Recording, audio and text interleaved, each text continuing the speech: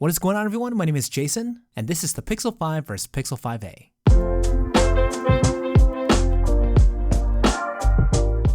What is going on, everyone? Jason here, and today we're taking a look at Google's newest phone. No, not the hyped up but not yet released Pixel 6, but this guy, the Pixel 5a. And because it's part of Google's A series, which is meant to be more budget friendly and has historically been super popular among value shoppers, I'll be specifically comparing it against the Pixel 5, Google's flagship Pixel phone that launched back in October of 2020. Now, though they both have some striking similarities, which isn't too surprising, there are some key differences here that makes the phones quite interesting. I'm going to go through the key features of both to ultimately help determine which phone is better for you. Now, before we get into the review, in case you're new here, I'm Jason. I would really appreciate it if you give this video a thumbs up. It really does help me out. And in case you're a tech junkie like me, don't forget to subscribe to the channel so you can stay up to date with all the reviews. And before I get into this comparison, let me ask real quick which phone you would personally go with, the Pixel 5 or the Pixel 5a? Let me know in the comments below. Interested to see which phone most people prefer. Okay, first up, let's talk about physical design, and let's start with the similarities first. The overall look and feel are the same for the Pixel 5 and 5a, in it that they're both built from the same design template. You get the same unibody design with the round edges, the full screen display with a single hole punch cutout on the left, dated fingerprint readers on the back as well, and they're both made out of metal.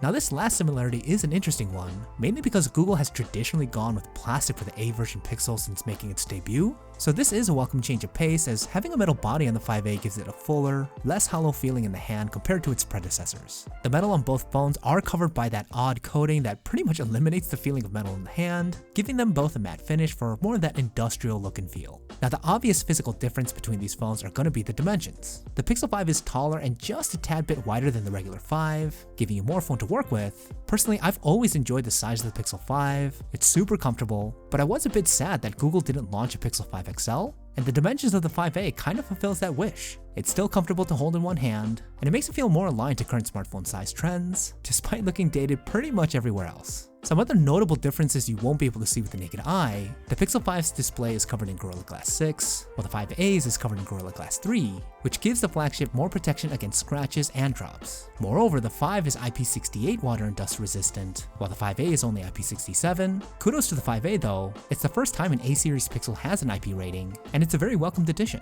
And all in all, when it comes to physical design, despite majority of the features being the same here, the size difference to me really does make a noteworthy difference based on what type of user you are. If the relatively compact size of the Pixel 5 held you back from making the plunge on the phone, the 5a will likely reopen that door for you, as there is a noticeable difference in terms of how much phone you're getting.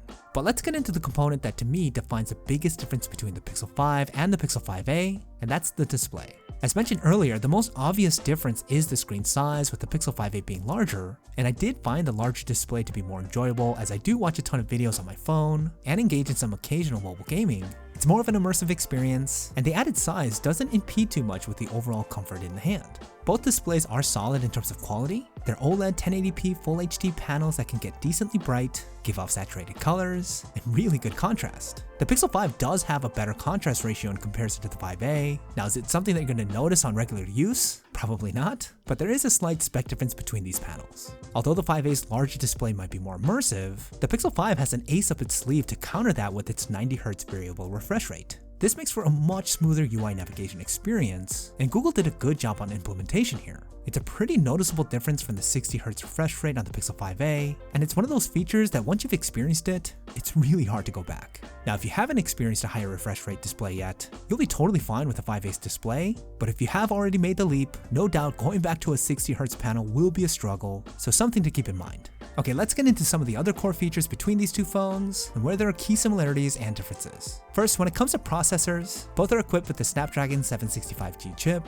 a mid-tier processor that's definitely not a showstopper, but has proven that it can get the job done with most day-to-day actions without any issues. The Pixel 5 does technically have 2 additional gigabytes of RAM, which will likely help with heavy multitasking or keeping apps open longer, but nothing here that I would say is night and day difference from the 5a. Both use the same fingerprint reader on the back of the phone as its sole biometric security system. It's pretty dated technology at this point, but it's a reliable system that continues to work great. A unique difference here is that the Pixel 5a comes equipped with a headphone jack while the 5 does not. It's nice to see, as this is an endangered port, especially if you're serious about audio.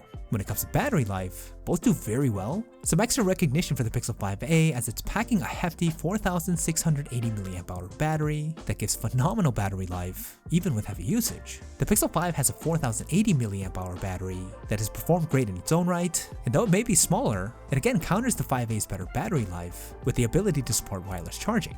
This is a pretty big deal for some, and it's unfortunate that it did not make its way over to the more budget-friendly variant. Now, the last feature that I want to talk about is likely the most compelling reason to go with either phone, and that's the camera quality. Pixels are renowned for their extraordinary image quality, and it's with mixed feelings that I say when it comes to the cameras, both the Pixel 5 and the 5a are virtually identical. They have the same hardware with the dual cameras on the back, one primary and one ultra-wide, and a selfie camera on the front. More importantly, both the 5 and the 5a leverage Google's advanced computational image processing strength to pump out arguably the best still images on any smartphone right now. Pictures come out sharp, you get beautiful color rendition and that signature contrasty look, and the dynamic range is outstanding.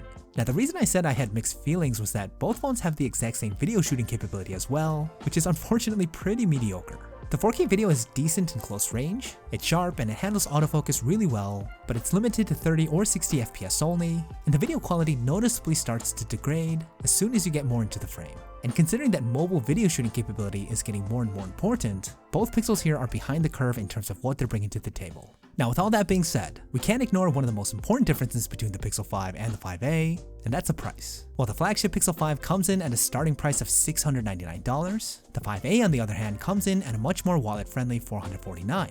That's a pretty significant difference in price, and considering that majority of the features between the two phones are the same, with some parts on the Pixel 5a even being better, it's hard not to recommend it over the more expensive Pixel 5. And though I would personally recommend the 5a over the 5 majority of the time, the one exception I'll make goes back to the display's refresh rate. If you've already transitioned to using a phone with a nice 120Hz refresh rate, and you're thinking about the 5a, it's gonna be tough as the change in the user experience is gonna be pretty immediate. You may not think you care, but you'd be surprised at how accustomed you may have become to that higher refresh rate and just how jarring it could be going back to a lower one. That said, the Pixel 5a to me is still extremely good value, particularly when benched against the more expensive Pixel 5, and I think it's going to be quite appealing to those who held off on that phone due to its price. But hey, that's just me, and I'm curious to get what you guys think. Which phone do you guys think is better, the flagship Pixel 5 or the newly released Pixel 5a? Curious to get your thoughts. Let me know what you guys are thinking in the comments down below. Okay, that's about it for this comparison review. Don't forget to leave me a thumbs up if you guys found it useful. Again, I'd really appreciate it. Check out these other reviews if you're looking for more, and I'll see you guys in the next one.